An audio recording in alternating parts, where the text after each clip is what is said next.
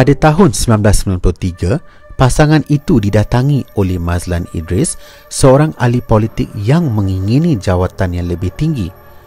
Pasangan itu bersetuju dengan berjanji kepada Mazlan sebuah azimat terdiri daripada tongkat dan songkok dengan tawaran 2.5 juta ringgit. Sebagai pertukaran, Mazlan bersetuju dengan membayar RM500,000 dan memberi mereka 10 hak milik tanah sebagai jaminan untuk bakinya.